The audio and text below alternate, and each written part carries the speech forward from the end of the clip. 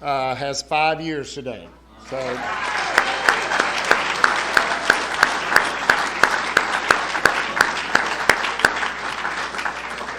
anybody else? All right. We've asked Belinda T. from Danville, West Virginia, to introduce our speaker.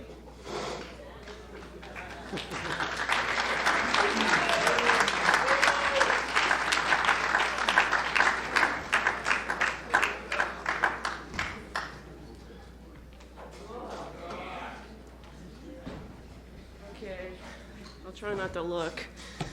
I'm an addict named Belinda. Good morning. Let's see. Wanting to introduce a speaker, and it kind of reminds me of a good friend of mine that I met in Narcotics Anonymous when I first got clean, and he was very big on NA literature, and he loved me for who I was. He didn't judge me, and in 1992, I think it was 92, we stood out here and we were talking about, things that we wanted to do, clean. And we were talking about going to South Dakota and meditating in the Black Hills. And I was like, yeah, I can go to Sturgis and not show my tits. And, it was one of my dreams when I was using was to go to Sturgis and show my tits. It's an honest program, But I don't know, in the last 3 years, I've, actually got to do those things. Not show my tits, but go to Sturgis and meditate in the Black Hills. And what happened was somebody walked into my home group, and it was a biker, an NA, in Narcotics Anonymous from South Dakota, and we became friends. And I started hanging out with them, and I got to ride all over South Dakota and Montana.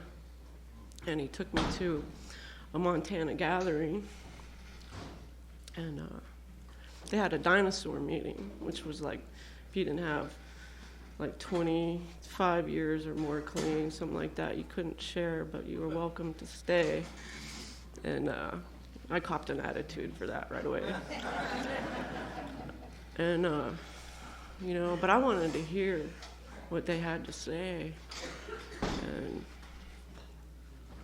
when Tony spoke, Tony D, I heard the love of literature, the love of this fellowship, and commitment to Narcotics Anonymous.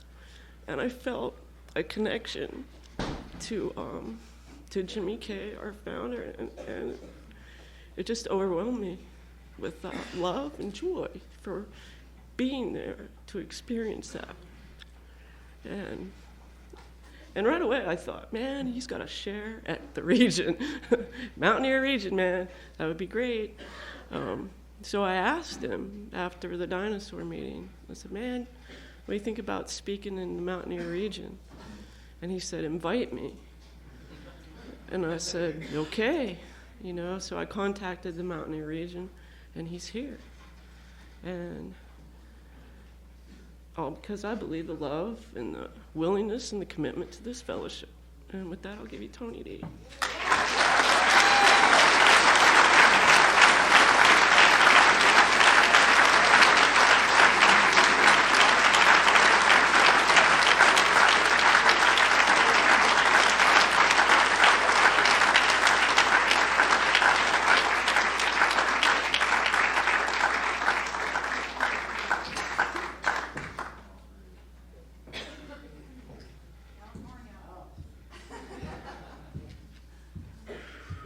A few of you old rednecks out here, huh? My name's Tony D, and I'm an addict. And thank you for inviting me out here.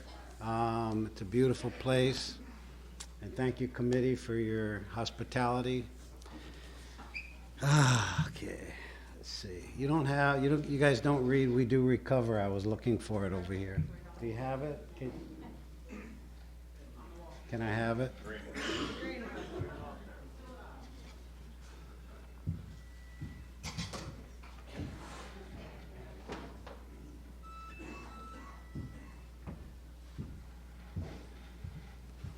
going to read this one.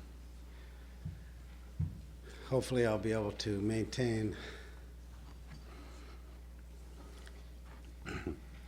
my composure. Yes. We do recover when at the end of the road we find that we no longer can function as a human being, either with or without drugs. We are faced with the same dilemma. With this, what is there left to do? There seems to be these alternatives. Either go on as best as we can to the bitter ends, whether jails, institutions, or death, or find a new way to live. In years gone by, very few addicts ever had this last choice. A choice those who are addicted today are much more fortunate. For the first time in man's entire history, a simple way has been proven itself in the lives of many addicts. It is available to us all. This is a spiritual, not religious program known as Narcotics Anonymous. And I read that in respect and memory of our founder, Jimmy Kay, who wrote it. Actually, at home, hanging on my wall, I have the original draft. And he was very creative. And in his heart, he had you in mind. And he carried you with him in his heart. And it taught me to do the same. He taught me to do the same. To do today what's going to help the addict tomorrow that's not even here. So with that,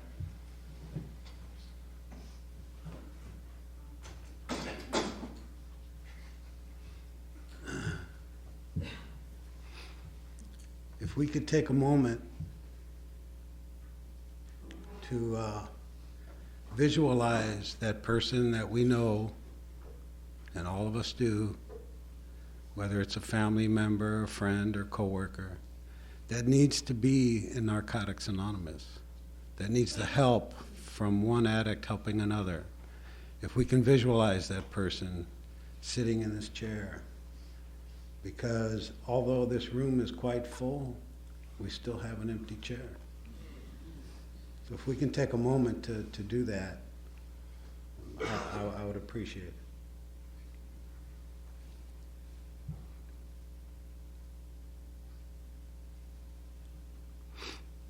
Thank you.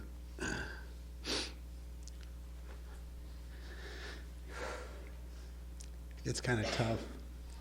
I saw my brother. You know, I see different people, you know, that I've met along the way that have touched my life, and this time I saw my brother. The disease took him, my older brother. So, wow, it's a hell of a start, huh? Does this chair sitting here bother any of you? Does it impair your vision? Okay, I'm going to leave it there. Wow, I've got to lighten this up a little bit. I'll never make it going that way, I'll tell you that.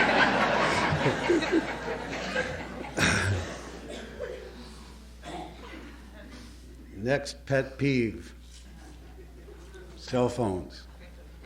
Please, family, turn them off while I share.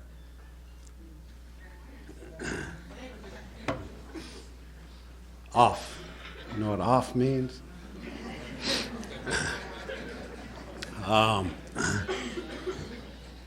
You know, sometimes I'm a real prick. I was sharing at I want to share this to try and lighten it up a little bit. I was at a convention. I was sharing at a convention I happened to be doing Saturday night which, before I go any further, let me thank the other speakers. I appreciate you and thank you and every one of you that have served in Narcotics Anonymous. You have my respect. I love people that serve, especially themselves. So anyway, I'm sharing at this convention. I don't think this is a convention, by the way. I think this is a campvention. The convention that I was sharing at on Saturday night was in Northern California. It was, average size convention that I'm kind of used to, It was probably 8,000 people. And I get to the podium, and this is my interpretation, one portion of my interpretation of how God does for me what I can't do for myself.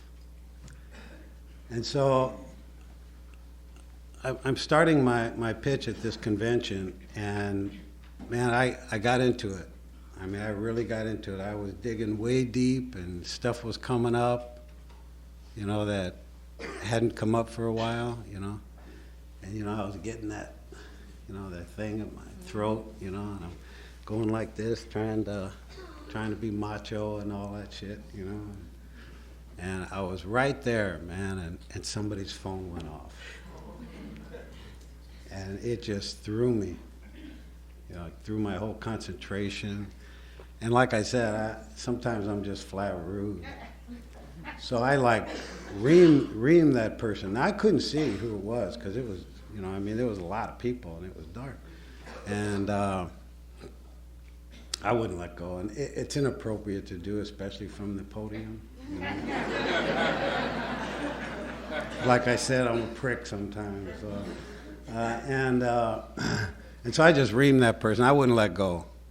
You're that frickin' important. You can't give yourself an hour, for your own recovery, and on and on and on. And then I saw this little young little gal. She was kind of, embarrassed, and I wouldn't let go. And I saw her reach into her purse, and then she slithered out, And it took me a while to get back, And while I was doing that, I knew it was inappropriate. And I just kept it up, I shouldn't have done that. And so, it happened, and she left. I imagine she came back. I don't know, but I tried to get back to where I was, and I did. It took me about 20 more minutes to get back there, and then I was right there in that same place, man, and I'm right there, man. I'm pulling this stuff out. And then my phone went off.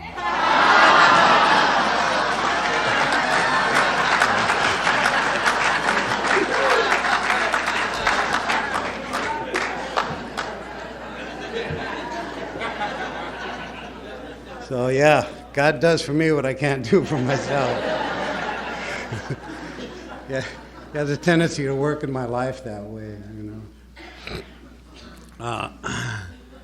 Another little quick incident happened. I was at my home group.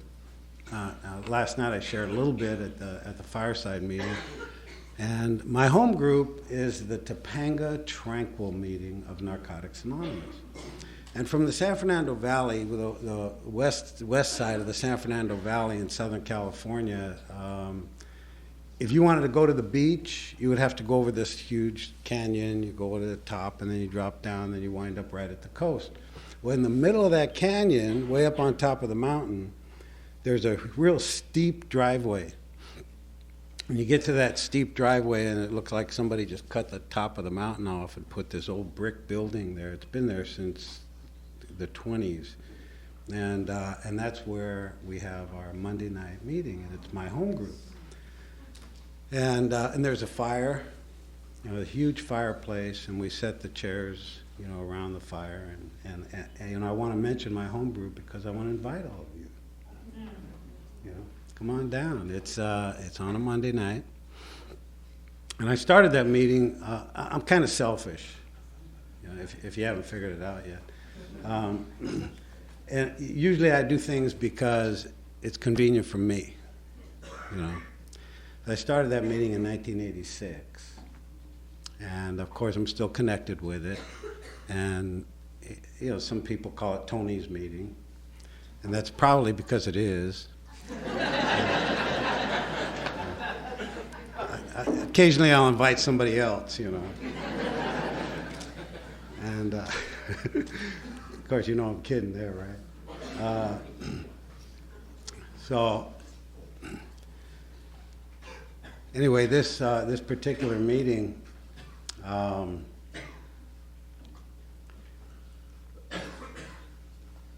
when I started it, I say it's because it was convenient for me. Like, oh, okay, all right, we'll get a little honest. All right, there was a woman involved. All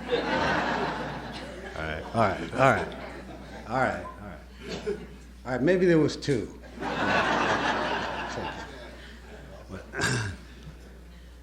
The meeting is called the Tranquil Meeting of Narcotics Anonymous, and we celebrate a lot up there. I got clean in 1975. And thank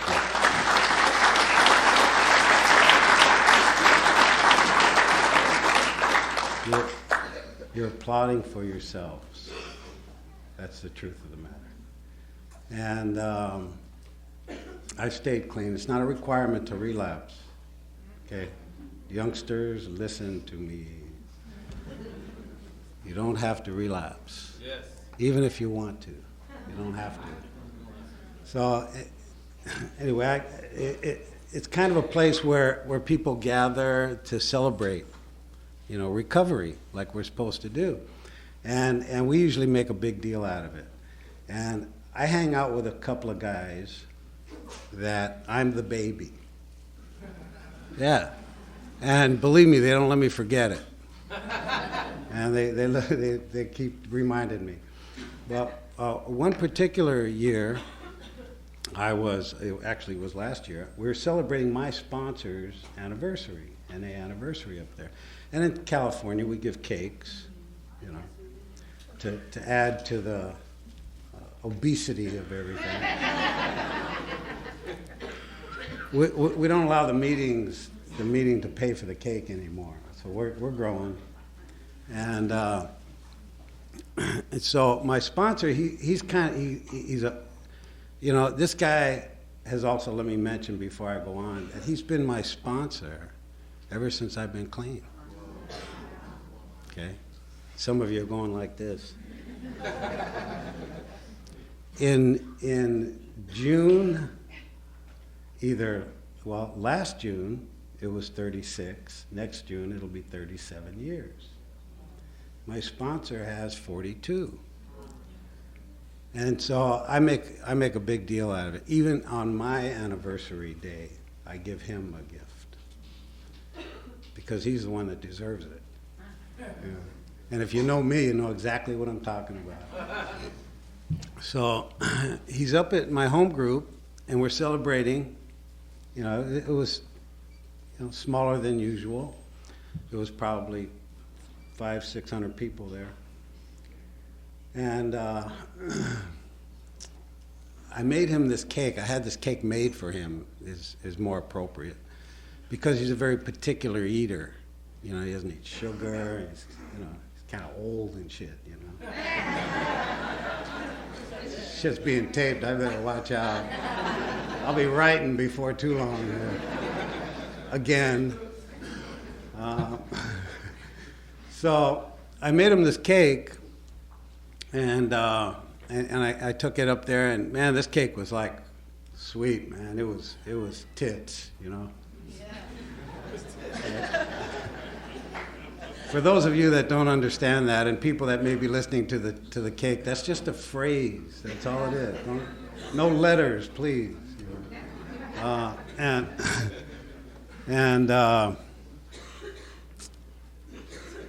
Being who I am, I wanted to make a big deal out of it. So I cut, pieces for all my friends, you know, and my peers, you know. It's like, yeah, man, this cake, you know, because it was very expensive. And I'm cutting this cake, and I make sure that, you know, all my homies get it, you know what I mean? And then I give it to him, and he looks at me, and he turns out. For the first 15 years of my recovery, I've never, repeat, never seen this man at a meeting without a newcomer. Ever.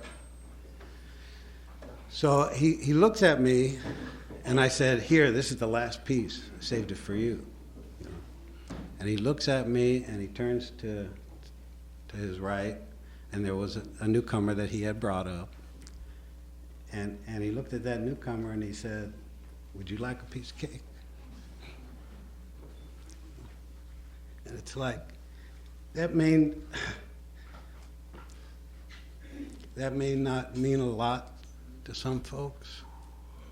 You know. But if you got your heart in this program, you know what that means. And man, I felt about this big. You know. God, once again, does for me what I can't do for myself.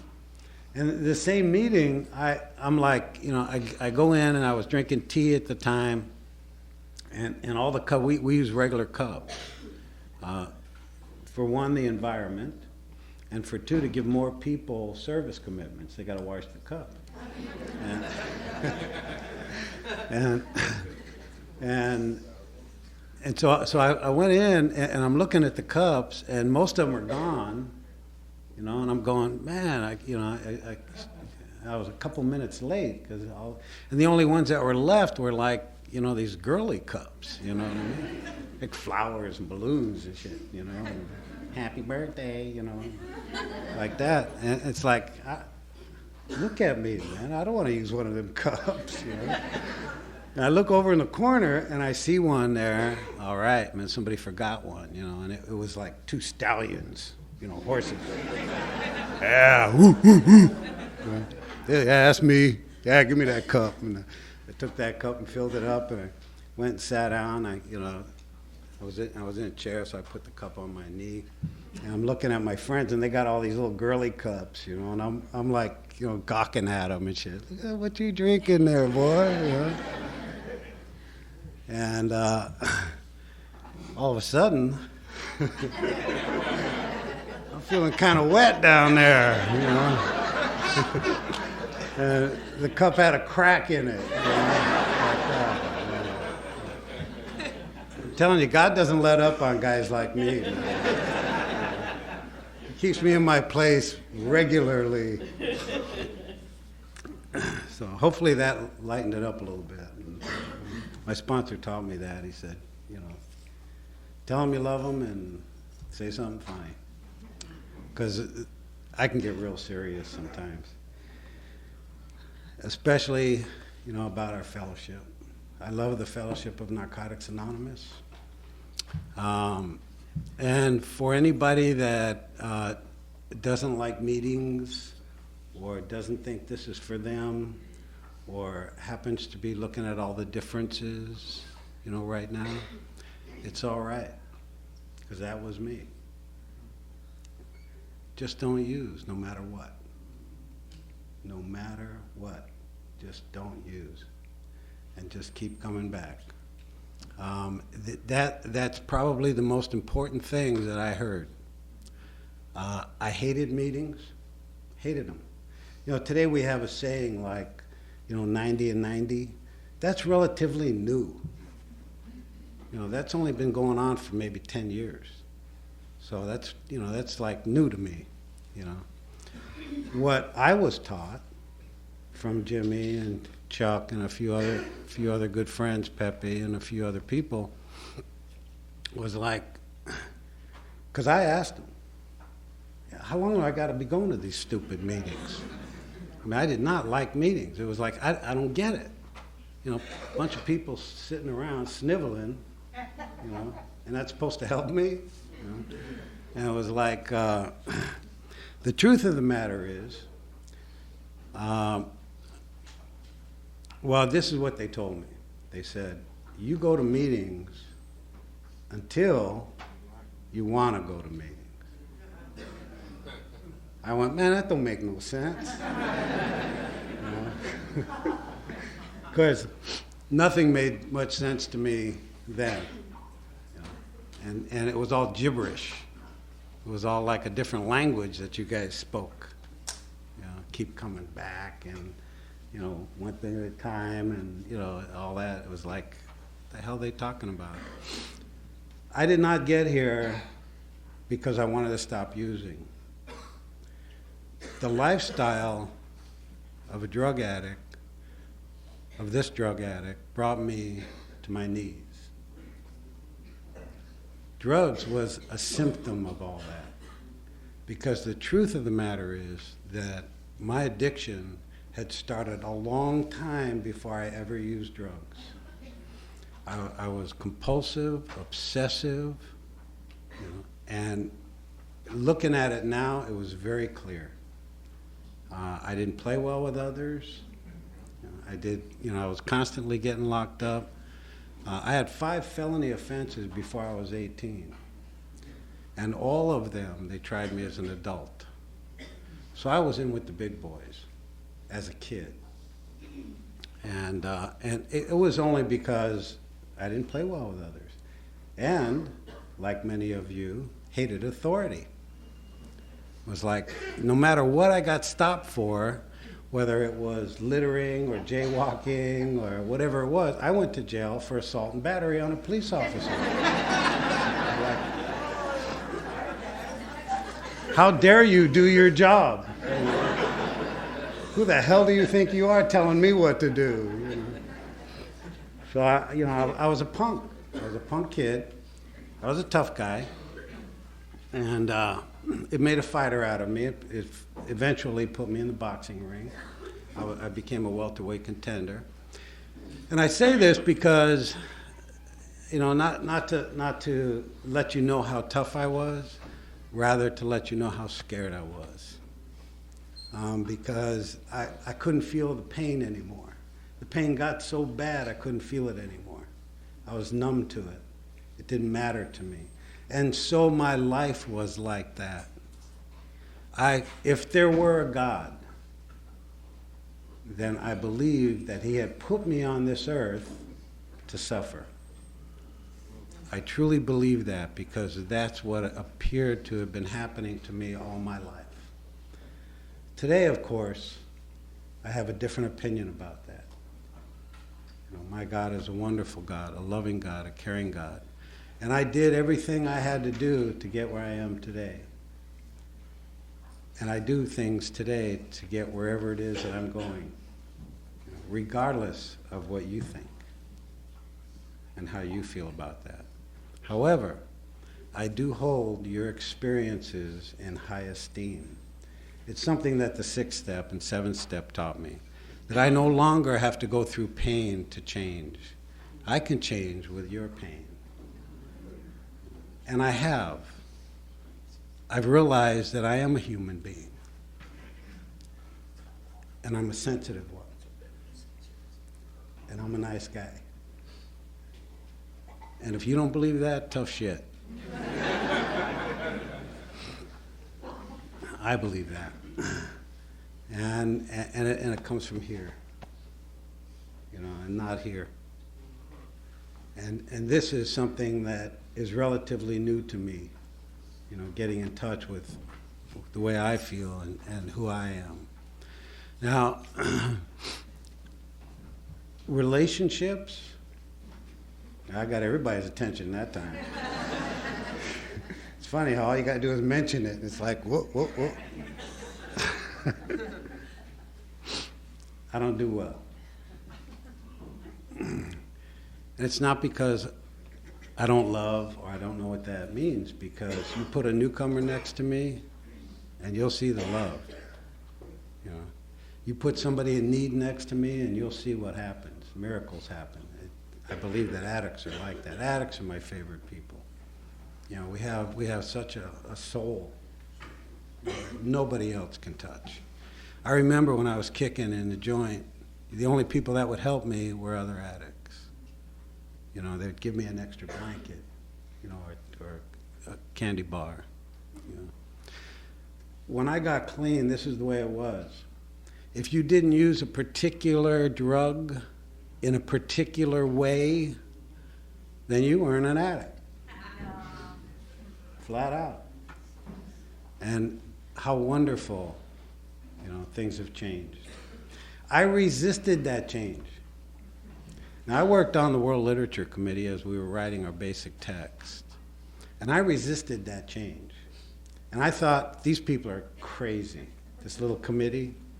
Now, Jimmy Kennan was a friend of mine, and he was the kind of person that you didn't go to have a conversation with Jimmy. If you wanted to ask him a question, you better be ready to sit there and just listen for about an hour. Because that's the way he was. He's taught me many, many, many lessons. And when I was talking about females, that's one of the lessons he taught me, because I wanted more than one. I was a young stud, I'm not, Some things change, some things don't. What can I tell you? The things that don't change is that I still look. The things that do change, they don't look back no more.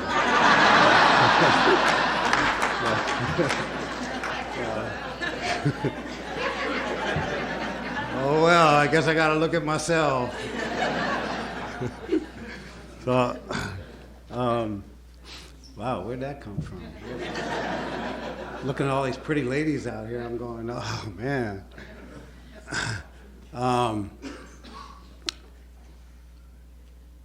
I have learned specifically through men like Jimmy, and this is what Jimmy told me. This is his words.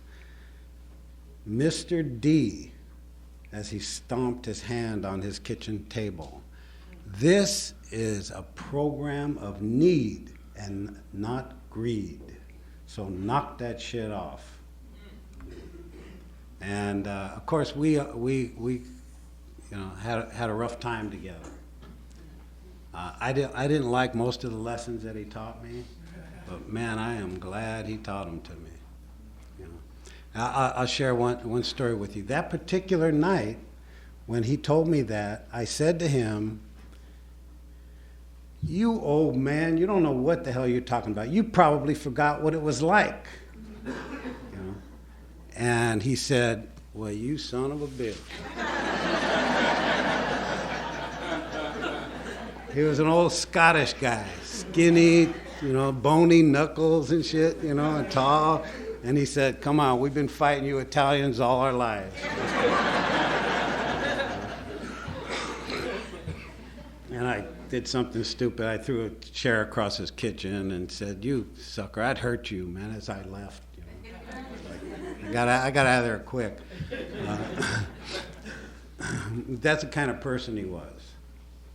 He believed in what we're doing, and he believed in spiritual principles, and he believed in the life that spiritual principles can afford us if we apply them. Just because we're clean, that doesn't mean that we're living spiritual principles. I went to a couple of the workshops, and I heard some really good shit, man.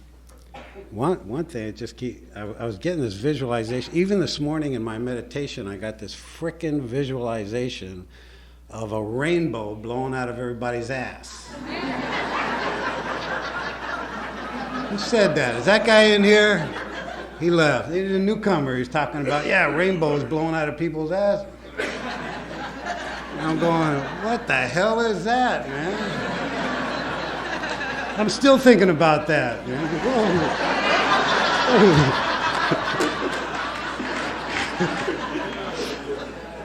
I mean, just imagine everybody walking around with a rainbow coming out of their eye. It's like, what is up with that, man? Yeah. Actually, they were talking about people, and I think they were talking about me. Because I'm not self-centered or nothing. About people sharing about how wonderful their life is, in recovery, and these newcomers were we're saying that that's bullshit, and anybody that says that is a liar, and on and on and on. And I don't know if that's true or not, but you know what? Sometimes my life takes a dump. There ain't no rainbow there. And sometimes it's like it is today. You know, it's wonderful and carefree. You know, and I feel the spirit of our fellowship. And I feel the spirit of you. So how wonderful is that? And that ain't coming out of my ass either. You know, that's coming from in here. And it's like, you know, a friend of mine this morning said to me, a new friend, said to me, isn't it a wonderful day? And isn't it? And we have the choice. Narcotics Anonymous has given me the ability to make a choice. And that choice I can make regardless of the situation or the circumstance. Today I can make a choice to have a good day. If everything else is falling apart around me and my head's up, somebody with their head down is going to peek and see my head up. And then there'll be two of us. And then there'll be three. And that's how our fellowship started. And that's the way it'll continue to start. Because I don't know about anybody else. And quite frankly, there's a lot of things that are going on in our fellowship that I don't approve of. But it's just me.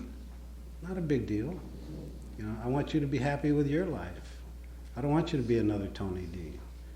You know, we need you know, the variety. And isn't it wonderful? When I was using, I couldn't make a choice. I didn't have a choice. I had to keep using and finding ways and means to continue that. I didn't have a choice. And it wasn't until I stopped using that I realized that I can stop using. And it wasn't me. It was you. And it was a power that's much greater than myself. And I got to tell you, when I got clean, although the philosophy was kind of different, and it has, our fellowship has changed tremendously, and thank God. Because, you know what, family? Every single day we're making history. Every day we're making history. Never before has as many addicts recovered in Narcotics Anonymous. Never before. Never before have we had such young people come into our fellowship. Ever. Of course, there's some changes that have to be made, as the changes that have been made in the past, in our literature and in our philosophy. The thing that hasn't changed is the nature of our disease. That hasn't changed. So we all get here, you know, with that similarity. And you know, I remember my first year, barely, you know, but I remember it. And I mean, I don't think I took a shower in, you know, 30 or 60 days. It just blows me away when I see new people today. Oh yeah, I got 3 days clean, and they're like all happy and shit. And I'm going, the hell kind of drugs are out there, man? and you know, I make it funny, but you know, it's serious. You know, today's drugs, man, are kicking ass quick. You know. And I guess they're getting out of the system a whole lot quicker. Because I was a sick mother for a long time. And you got to remember who you're dealing with here also. I didn't have a childhood. I had to grow up real quick in my neighborhood. And I never went to school. Who I was as a child, I was always the littlest guy. I always had the biggest chip on my shoulder. I stuttered. I was pigeon-toed. And it was difficult to teach me anything. Now today, they have words for that. Today, they understand what that is. I have some learning disabilities. But back then, they called me retarded. I couldn't talk.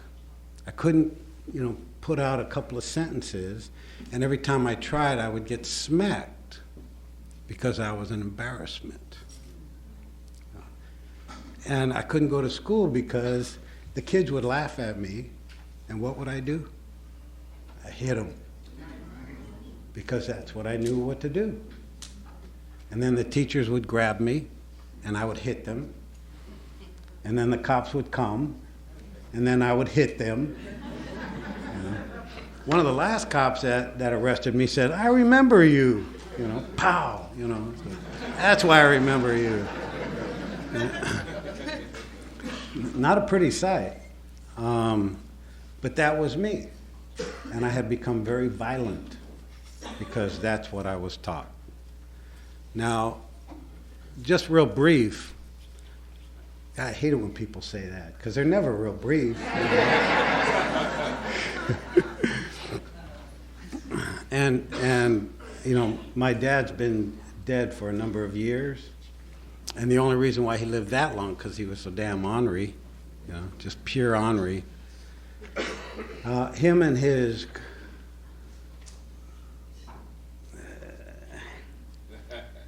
Gumbaz, you know, let's put it like that,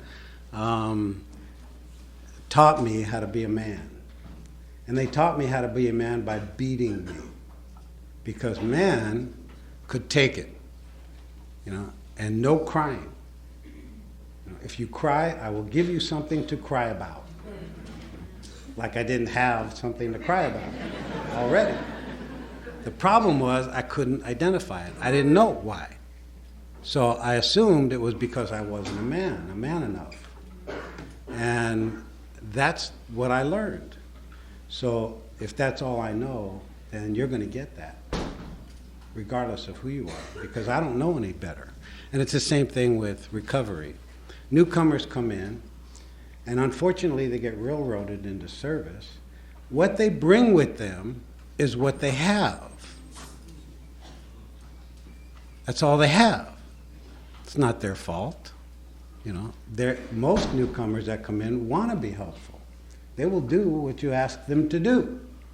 So it's those of us that have been here a while need to say no. No, you can't be the president of Narcotics Anonymous. No, you can't be GSR. Do they still call them GSR? Yeah. Call them something else? You know, no, what you can do is, you know, here, wash these cups. You know, show up early. Stay late. You know, yeah, make coffee. Well,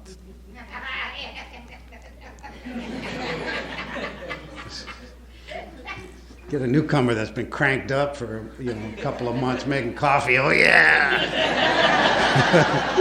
I could do this.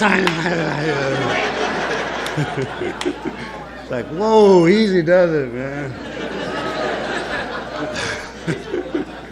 So give them something to do, but watch them. That's all. That's all I'm saying. That's all I'm saying. You know.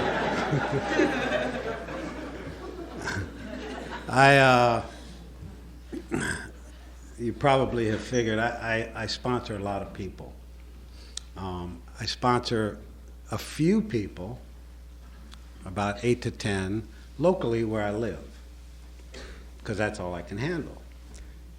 I sponsor another dozen in different states, and I sponsor a few out of the country. And each of these people have certain things to do, because you don't call Tony D your sponsor if you're not working steps. You just don't do that. Because I will tell you, you don't do that. You either do this or you're out of here. Go find somebody else that will co-sign your bullshit, because I can't help you stay clean doing something I don't know how to do. Sorry, I don't know how to do that. The way that I stay clean is I work steps. I apply these principles in my life, mine, not yours. And like I said earlier, you know, I don't know what you do, you know, outside these rooms. I have no idea what you do. And there are some things that I don't approve of that are even going on inside the rooms. But I have realized one thing. What's really important is what I do. Just me. Just what I do. If I am truly an example of this fellowship, that's what's important. And the same with you. But that's your call. You can't imagine how many thousands of people I've seen come and go. You know, I mean, you can't imagine it. And some have made me cry because I loved them. You know, some have died, you know, behind the disease. Some have died of old age. Some have died of diseases that we get along the way. And those people I carry with me, the people that have done the most for our fellowship. And, you know, I was sharing this the other day about my philosophy about speaking, because most of the time I show up someplace and I get about 199,000 people asking me, "Are you scared? Are you scared? You know, are you nervous? Are you nervous?" It's like, well, I wasn't. But now I'm not so sure. You know? And the truth of the matter is that it doesn't matter to me if there's 2 or 20,000. It doesn't matter. Because if I say something, one thing, that will give hope to any addict, I'm a success. Even if that addict is me. So everybody hears different stuff. Everybody takes with them what they need. You know, I've heard shit that I've said that I never said. You know? I mean, that's just what they heard. But that's what they needed to hear. So, you know, most of the time my response is, uh-huh. Well, good. I'm glad you got that.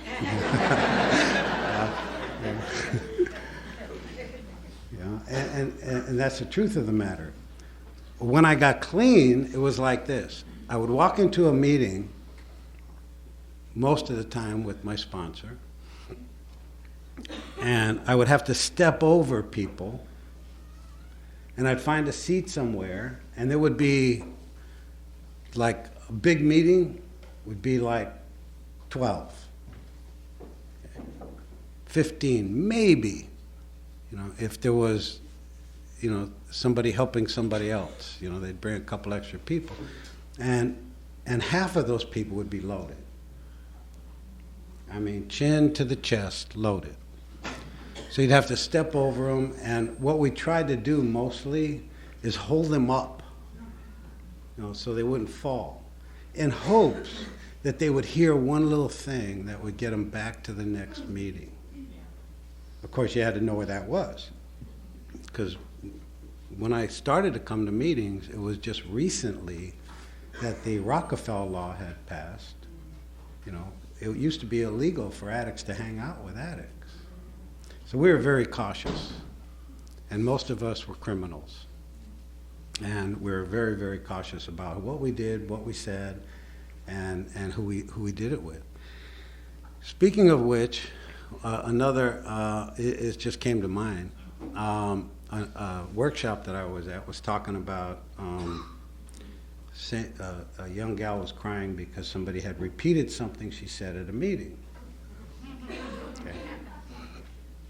Let me hip you to something.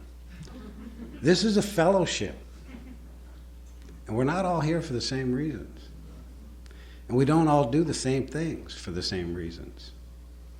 And if you read our literature, it clearly states in our literature that,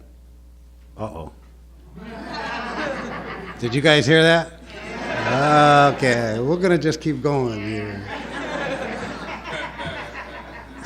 That we share in a general way in our meetings.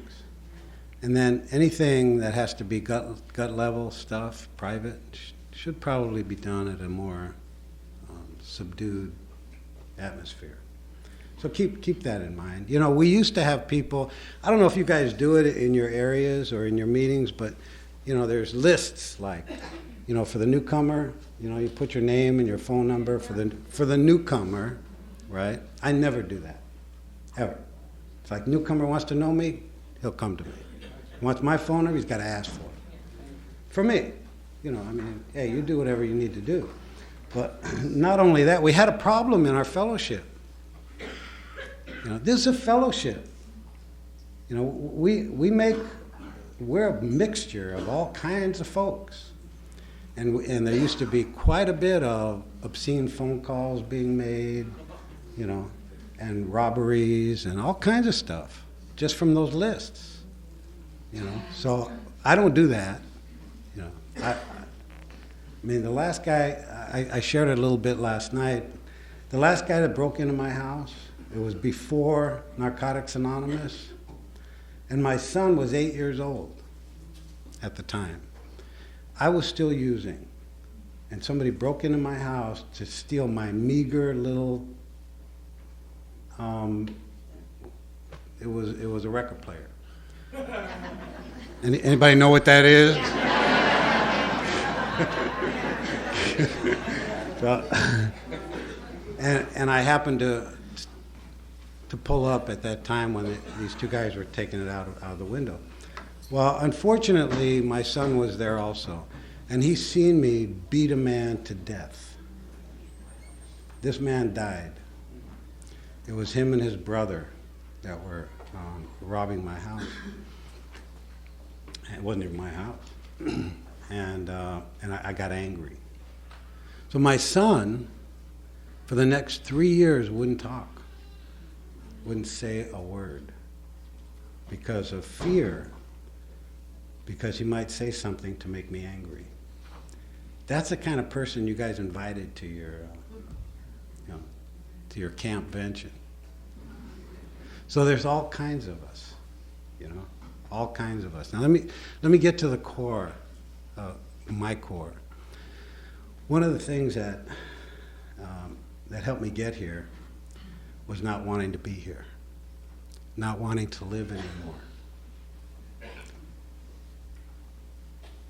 People used to tell me, before I lost everybody in my life, they used to tell me, if you continue to use, you're going to die. And I'd go, yeah? What's your problem? They didn't get it. I didn't want to live. Now, my son was born in 1970, and his mother was 20 years old. As a result of my using, she died. Some of you understand what I'm about ready to tell you. I wanted to quit because I had to buy milk. And I was unemployable. After my good friend Chick Hearns told me I couldn't fight anymore, I had no other way to go. I couldn't read, I couldn't write. The only thing I could do was fight. And that's how I made my money. And then when that was taken away from me, I was lost totally. And some good friend came to me and said, well, why don't you try some of this? You got to imagine what this was, since I don't talk about specific chemicals. And I did. And it was the first time in my life, in my entire life up to that point, was I able to feel anything similar to, well, let's just say this.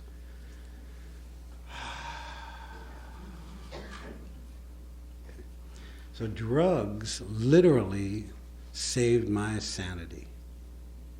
And man, when I felt that, yeah, buddy, we were off and running. And more and more and more. And when the hole got too deep, and my wife started to feel it, my family started to be deprived. I, like many of you, made deals with her. I didn't believe in God. Okay, I'll tell you what, I'll quit, I'll cut down. Here, you keep this, and then just give me this every, hour, 45 minutes or whatever, half hour. No. And of course, that never worked because I would tear the house apart. I was one of them people that could never save a wake up. Somebody said, "Let's save this for a wake up." So wait till you wake up and realize it's gone, man. And I tried that a few times, and then I went to what they call drug diversion. I don't know if you guys are hip to that. This is, your brain, and this is your eggs on brain or something. Fried eggs. This is your brain on drugs. They got some fried eggs there, and it's like, okay, that's really scary. Okay, you got me scared now. So obviously that didn't work. And the last deal that I made her, you see, I knew that if she would try it, she would like it, and she would get off my back, and then maybe I'd have a partner, because I didn't play well with others. And I never had a running partner, a crime partner, because what they had, I took, because that's who I am. And, I thought I was doing the right thing, and, I set the stage, real cool, it was like we planned it. She, of course, she refused for months and months, and then I finally, got her vulnerable, and, she agreed. You know how we are, we can get things done when we want them. And she had agreed, so I set the stage. I dimmed the lights. It was in the evening. Put on some, Coltrane or Mathis or real mellow stuff, and gave her some of my preferred drug. And she died. And she died in my arms. And here's this 6-month-old boy, in a crib. And I ran. And I kept running. And I kept running and running and running and using more and more. I didn't want to live.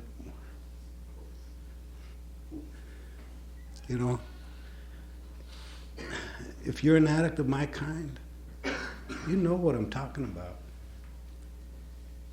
And of course, I winded up in the joint, winded up locked up pretty good. And I did like 3 years. And then right before I got out, I hit another cop. And they gave me another 3. And then when I got out, I was out 3 weeks. And I went back to my parole officer and told him I can't make it out here. I just can't make it out here. I hate society. I hate myself. I don't want to live in this world anymore. Stop the world, man. I want off. And this man said to me, there might be a better way. I know a guy, who might know a guy, who could help you. And I said, I don't want any help, man. Just send me back. I was comfortable. When I'm locked up, I'm comfortable. Yeah? I know how to play the game. I know how to gain respect. I know how to get what I want. I couldn't do that out in the street. It was too much for me. Couldn't handle the responsibility, and I had to look at myself. I didn't want that. And he brought me to a place. There was a big sign out in front of the place that said, "We care." Big wooden sign that said, "We care." And it was probably there was like maybe 2 places in the entire Southern California area, and that was one of them. The other guy had already rejected me. And when I went in, and the other program rejected me because I was prejudiced. Because one of the questions they asked me is what would you do if you seen a white woman with a black guy? I said, I'd kill them both. That's what I said, because I was prejudiced. I was prejudiced behind blacks, Asians, Mexicans, white people, and Italians. And I miss anybody? And dogs. I was prejudiced behind dogs. I didn't like life. I didn't like anybody in it. So this one particular program said, we don't tolerate violence. And of course, the language that I used is not appropriate for this tape. So I'm not going to go there. So they brought me to another place, this place that said, we care. Right? And I walk in and with my parole officer, who knew the guy, and he goes, you know what, man? I'm about ready to send Tony back, and I think there's something inside of him. You know, that's better than that. This man's name was Ray Berger. I remember him, man, very, very well. And he's dead now, of course. I went to his funeral and gave respect to his family. And this is a parole officer who just tried to help me, one other person. And when I walked in and he was telling them about my record, they also said, no, we don't take people that are violent. We'll take anybody else but people that are violent. And so Ray said to me, just stay here. Just sit right here. And I was in what they called the reception area. It was a wooden bench is what it was. I go, oh, this is nice. Mm-hmm. Well, it was a step up for me. Cold grass, gets a little damp. And I sat there. And the next day, when the staff comes in, they would look at me, and I'd go, what? And they would pass me, and then they'd stay there all day, and then they'd come out and go home, and they'd look at me. I'd go, what? Got a problem? And then the next day they'd come, and look at me, and I'd go, here, man, quit eyeballing me. And this happened 3 days. And some guy on the other side threw me a sandwich, bologna sandwich. I threw it back. I don't need nothing, man. That's the way it was for me. I didn't need nobody. I didn't want nothing. Screw you. I'm good as I die. And after the third day, the assistant director came out. He said, you can't stay here. And I said, yeah? He goes, okay, see ya. And I went, yeah? I didn't leave. He came back out a few hours later and he goes, look, man, you can't stay here. And I said, yeah? And he goes, look, if you stay here, I'm going to have to call the cops. And I went, yeah? Is there a problem with that? Tell them to bring the whole club. Because that's where we were going. I was going down fighting. James Cagney used to be one of my heroes. Look at me now, Ma. Yeah.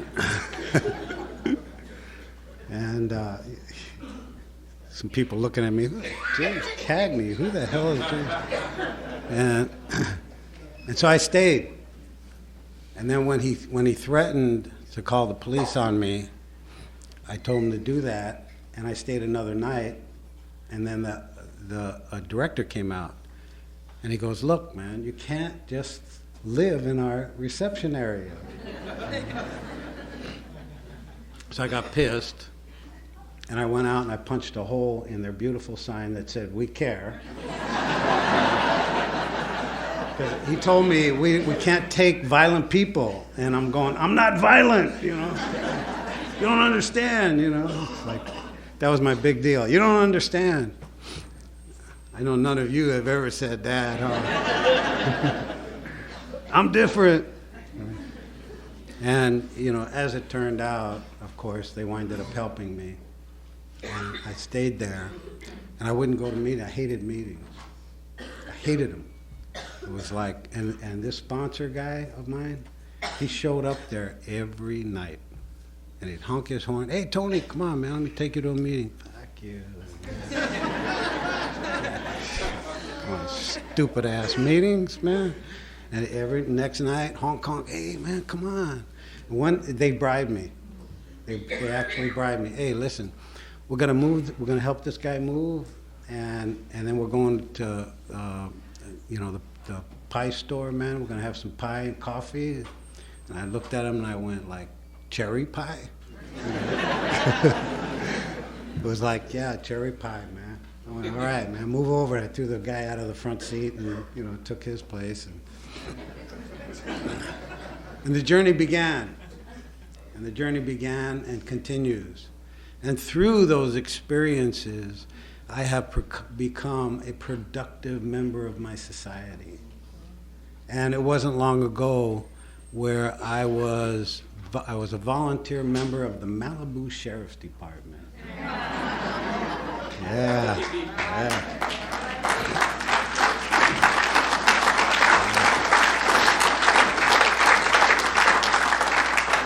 I had to bite my tongue a lot. You know, a lot. And the canyon where I lived, Topanga Canyon, these people had the audacity to make me the chair of the town council. For 12 years, I was the town council chair. Okay. Me. And it was like, really? It was like, yeah. And the reason they did that is because this home group that I'm telling you about, when I went there to say, hey, I want to start a meeting, you know, and at that time, Topanga Canyon and its surrounding areas were full of like acid freaks and shit. You know? Some of you guys know what acid is, right? And the hills were full of them, man. You know, and hippies, you know, old hippies, and they couldn't get out of it, and they were stuck in there, you know what I mean?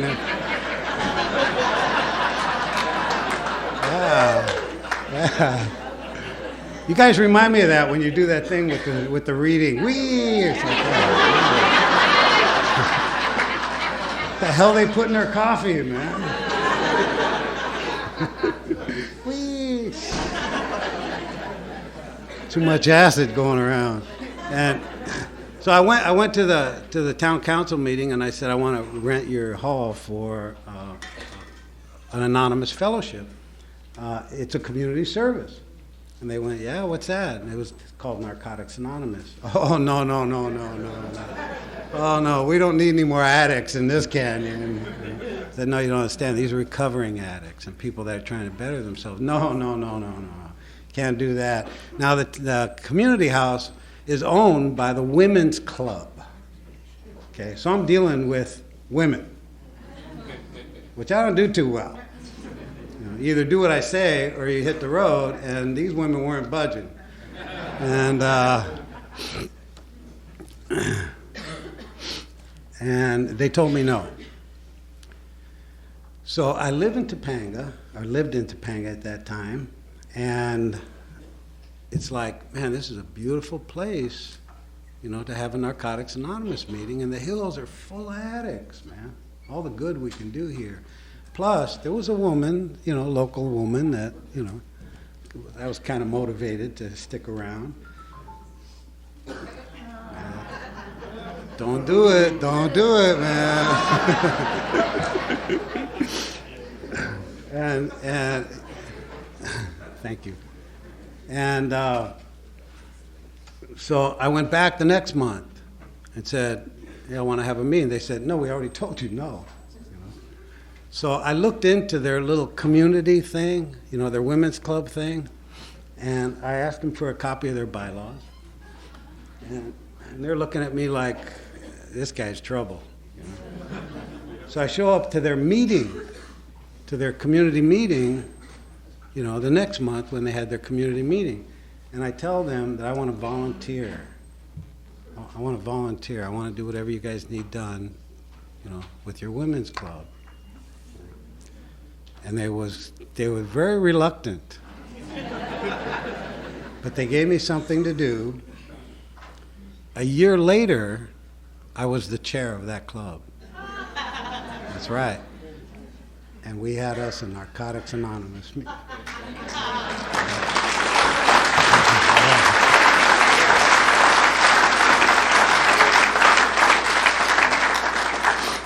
I got to tell you something, they love me. Today, and that was in 1986, okay, and they love the hell out of me. Now, I just got word that the tape is going to go off, so I want to bid those people goodbye.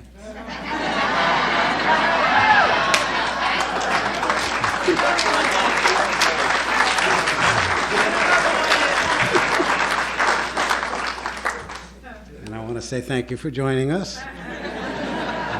Enjoy the ride wherever you might be traveling. And I'd like to talk to you for another moment or two, or 10 or 100. And first, you know, let me thank you guys for hanging out. I know that usually Sunday everybody wants to get home and back to their families and back to their routines and all that. And I really appreciate the show out, you know, the show up today to support me. And, you know, I take all this very personally, you know, and I know that you knew it was me, you know. And I do appreciate, you know, you guys showing up. You know, I seen a lot of people hustling, trying to get out of the rooms and all that, and it's tough. It is tough. Thank you. Oh, you bet, baby. So, Narcotics Anonymous is a journey for me. It's a process for me. The layers continue to come off for me. I'm learning about myself. I'm learning about who I am still, and hopefully always will. Because, you know, regardless of what we might think of what our truth is, it's going to change. I have lied so long, I'm still sifting through it to figure out what was really right, you know, true and what wasn't in my life. Now, I used to say that most of my life I was abused. Well, with my time clean, I can't say that. Most of my life, you raised me. So what you see here is a product of you, of your experience, of your strength and your hope. We are breaking records continually. Now, I was pleased to be a part of this little party that we had down south. Any of you guys go to the World Convention? Yeah. Now, we had a party at the World Convention for a fellow by the name of Bob B., who is a good friend of mine. And they asked me to coordinate this party, right? Because that's what I do. I manage and control. I do it very well. And everybody knows it, you know. And I know how to put those kind of things on. So at the World Convention, we rented a room because it's not a part of Narcotics Anonymous, although it's NA history, you know, and we don't put anybody above anybody else. So we had to do this very casually and discreetly and with respect.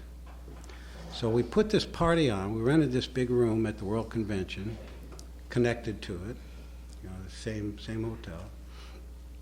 And it was the first time in the history of Narcotics Anonymous that any addict had survived 50 years clean.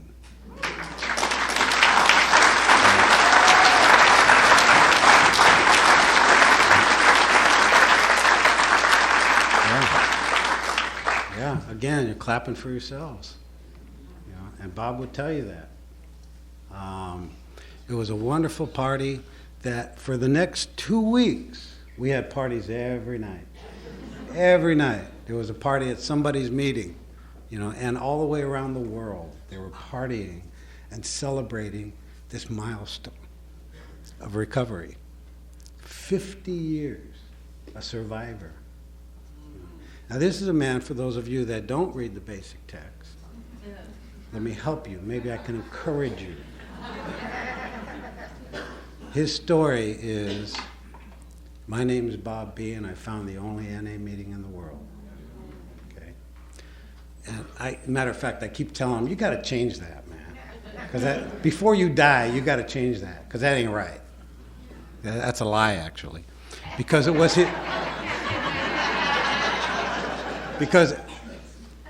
his wife that found the meeting.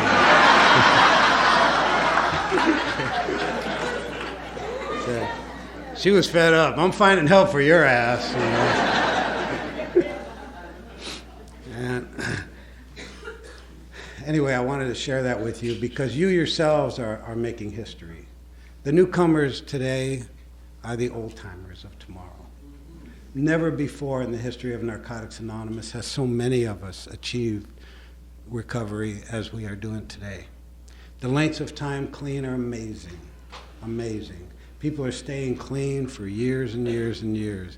Any of us can do it, no matter what. Any of us can do it because we've lived through everything, everything.